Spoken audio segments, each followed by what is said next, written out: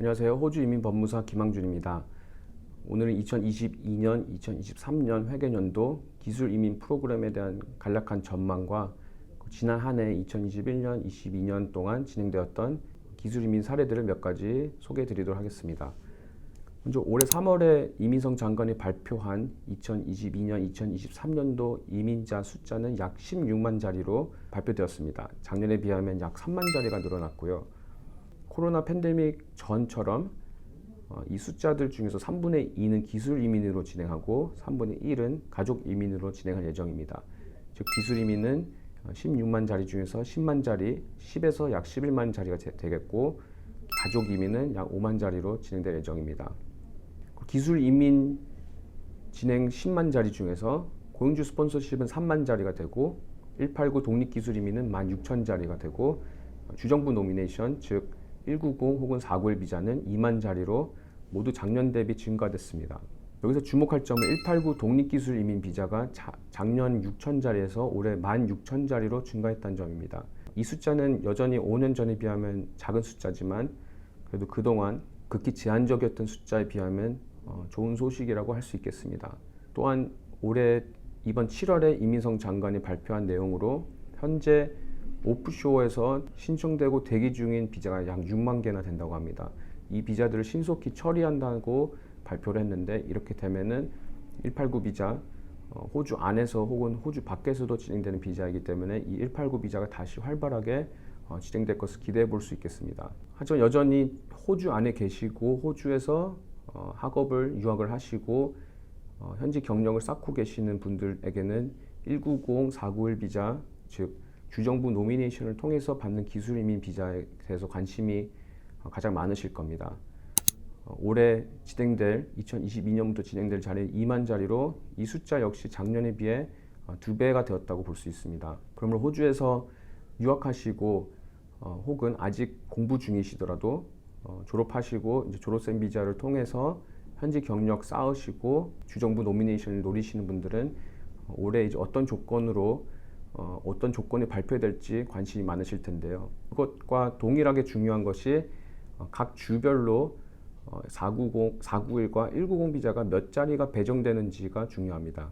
아직 이 숫자는 발표가 되지 않았고 이 숫자는 역시 호주 연방정부에서 정하고 각 주에 발표를 해야 각 주정부들이 주정부 노미네이션 조건을 최종적으로 완료하고 그것을 발표하면서 오픈할 예정입니다. 아직은 열린 주가 없지만 또 같은 날짜에 모든 주들이 주정부 노미네이션을 열고 발표하지 않겠지만 하나하나씩 열리고 발표될 때마다 그 소식들을 전해드리도록 하겠습니다.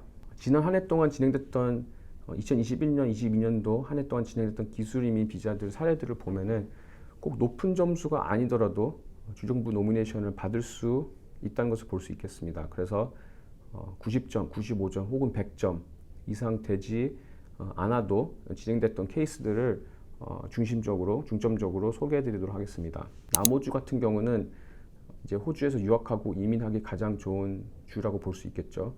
점수는 별로 중요하지 않습니다. 물론 미니멈 점수인 65점을 충족시켜야 되긴 하지만 높은 고득 점수가 아니어도 되고 점수가 높다고 해서 더 유리하지도 않았습니다. 가장 인기 많았던 현재도 가장 인기가 많은 간호사 같은 경우 190으로 많이 진행하셨고 491로 남호주에서는 491로 진행하는 간호사분들이 거의 없고 다 190을 진행하신다고 보시면 되시겠습니다. 즉 190 초청 점수 5점을 포함해서 80점으로 초청받으신 분들이 대부분이고 이 중에서 당연히 남호주에서 졸업하신 분들은 졸업하고 RN으로 현지 경력 3개월만 쌓으면 바로 190 신청할 수가 있습니다. 그래서 경력을 채우고 신청하면서 대기자 명단에 올라가는 것이 아니라 신청하면서 비용을 지불하기 때문에 남호주 주정부에서 빠르면 하루, 길면은 4주 이내로 다 결과를 주기 때문에 다른 주처럼 점수를 만들거나 조건을 충족해도 기다려야 될 필요가 없다는 장점이 있습니다. 또한 요리사 같은 분들도 190 혹은 491 둘 다 진행하신 분들 계시는데 높지 않은 점수 70점으로 즉 셰프로 남호주에서 현지 경력 6개월이든 혹은 12개월이든 외곽이든 애들레이드에서든 이런 조건에 따라서 그걸 충족하고 바로 신청하시고 초청받은 분들 계십니다. 또 미니멈 점수인 65점으로 190 비자를 초청받은 용접사 분도 계십니다. 즉 이분도 조건인 남호주에서 용접사로 1년 거주하고 일하고 있다라는 조건을 충족하셨기 때문에 미니멈 점수 65점으로도 바로 초청을 받고 190 비자를 신청하게 되었습니다. 두 번째는 빅토리아주입니다. 빅토리아주는 극히 제한적인 직업에 한해서 진행을 해왔습니다. 그렇기 때문에 그 직업과 그 기술 심사를 보유하시고 빅토리아주에서 그 직업으로 취업하셔서 일하신 분들에게 아주 유리했습니다. 빅토리아주는 다른 주처럼 자기 주에서 3개월 혹은 6개월 혹은 12개월 거주하고 일해야 된다는 그런 기간에 대한 조건이 없기 때문에 취업을 하고 이사만 하면은 바로 신청을 해보고 또 오래 기다리지 않고 초청을 받는 케이스들을 많이 볼 수 있었습니다. 즉 빅토리아에서 당연히 유학을 하지 않았어도 가능했기 때문에 다른 주에 계시다가 빅토리아 조건이 잘 맞는 분들은 많이 이주하시고 빅토리아에서 초청을 잘 받았습니다. 특히 간호사 같은 분들은 페리오퍼레이티브나 멘탈 헬스, 피디아트릭스, 에이지 케어 그리고 이머전시 크리티컬 케어 기술 심사를 보유하신 분들은 빅토리아에서 어렵지 않게 취업을 하셔서 190 혹은 490 비자를 신청하시고 초청을 잘 받으셨습니다. 다른 주에서 학업하시고 첫 직장을 다른 주에서 공부하셨지만 빅토리아 외곽에서 취업하셔서 그리 높지 않은 75점으로 190 초청 받으신 분도 계시고요. 그리고 최저 점수는 65점, 491 초청 점수 15점을 포함해서 65점으로도 바로 초청 받으시고 491 비자 승인 받으신 분도 계십니다. 물론 80점대로 간호사이신데 80점으로 다른 주에서 공부하시고 일하시다가 190 비자를 빅토리아 초청 받으신 분도 계십니다. 다음 주는 뉴사우스웨일스입니다. 뉴사우스웨일스는 모든 주들 중에서 가장 많은 숫자가 배정되어 있는데 190 비자가 항상 높은 점수가 있어야 된다는 그런 의견들이 있습니다. 물론 경쟁이 높은 편이고 많은 분들이 몰리는 주이기도 하지만 직업에 따라서 다르다는 것을 볼 수 있었습니다. 예를 들어서 캐비넷 메이커 그리고 early child teacher 직업으로는 190 비자를 75점으로도 받은 분들이 계셨습니다. 간호사 같은 분들은 물론 고득점이 있어야지 190이 진행되지만 뉴사우스웨일스에서 계속 계시고 싶으셨고 또 주이동 고려 안 하셨던 분들 중에서 이제 현지 경력이 1년에서 3년 있으신 분들 이런 분들께서 졸업생 비자도 끝나가신 분들은 491 비자로 바로 신청하고 초청을 잘 받으셨습니다. 물론 높은 점수이셨지만 190을 받을 때까지 계속 마냥 기다릴 수가 없기 때문에 491 비자가 열리는 인비테이션 윈도우에 신청하시고 바로 초청 받으셨습니다. 퀸즐랜드 같은 경우는 재작년에 비해 작년에 가장 크게 바뀌었던 것이 아주 재작년에는 코로나 때문에 아주 극히 제한적인 의료 관련된 크리티컬 스킬드 오큐페이션 리스트에 있던 직업만 진행하다가 작년에 열렸을 때는 거의 모든 직업으로 오픈이 되었습니다. 그래서 퀸즐랜드는 190 진행하기에는 높은 조건이 있습니다. 즉 기술이민 점수가 총 80점 이상이어야 되고 영어 점수 조건도 IELTS 기준으로 7이치 혹은 PT 65이치가 있어야 된다는 그런 조건이 있지만 그 직업에 따라서 또 190 비자도 아주 높은 점수가 아니더라도 초청받는 케이스들을 볼 수 있었습니다. 특히 간호사 같은 분들 80점 그리고 85점으로도 190 초청받는 케이스가 있었고요.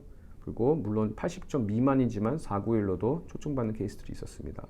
이제 셰프 같은 요리사 분들도 491 비자를 80점 미만으로 또 진행하신 분들 계셨고 또 의외로 재작년까지만 해도 전혀 진행하기 불가능했다는 직업들도 이번에 오프닝이 되면서 갑자기 신청 가능하다는 것을 확인하고 491 비자를 신청하고 초청받아서 비자 받으신 분도 계십니다. 이 외 다른 주들 서호주 같은 경우는 퀸즐랜드하고 비슷한 방법으로 진행이 되고 타스메니아 역시 다른 주에서 공부했어도 주 이동해서 주정부 노미네이션 받기에 그렇게 어려운 조건은 아니라고 볼 수 있겠습니다.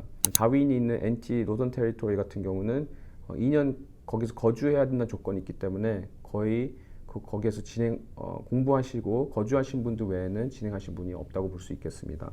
그래서 각 주마다 그 주정부 노미네이션을 진행하는 방식과 그 절차가 다 다릅니다. 어떤 주는 조건이 충족되면은 EOI를 올리고 혹은 ROI를 올리고 그 다음부터 이제 초청 받을 때까지 기다려야 되는데 자기가 언제 초청 받을지 모르기 때문에 좀 기다리는 단점이 있는 주가 있고 또 어떤 주 같은 경우는 그 조건이 충족되면은 바로 노미네이션을 직접 신청할 수 있기 때문에 그거는 이제 주정부 심사관이 파일을 확인하고 승인만 하면은 바로 비자 초청장을 받을 수 있는 그런 유리한 구조로 진행되는 주들이 있기 때문에 각자 자기의 그 조건이 자기의 상황이 어떠한지에 따라서 기술 이민 점수가 어떻게 되는지, 그리고 싱글이신지 혹은 가족이 있으신지, 또한 영어 점수를 좀 높일 수 있는 상황인지 아닌지, 그리고 기술 심사를 받고 그 기술 심사 직업으로 취업해서 일을 하고 있는지 아닌지, 이런 조건들을 다 생각해 보고 각 주마다 그 조건을 확인하면서 어느 주에서 기술 이민을 진행하는지 생각해 보고 분석해 보는 것이 필요합니다. 그래서 이런 것들을 확인하고 올해 주정부 발표 조건들이 발표되면은 각 주들을 확인하고 주 이동을 하시면 될지, 아니면 지금 계신 곳에서 계속 경력 쌓으면 좋을지 결정하면 되겠습니다. 지금 이제 7월 26일인데 많은 분들께서 각 주마다 주정부 노미네이션 조건이 어떻게 발표될지, 그리고 언제 열릴지 많은 관심을 갖고 계십니다.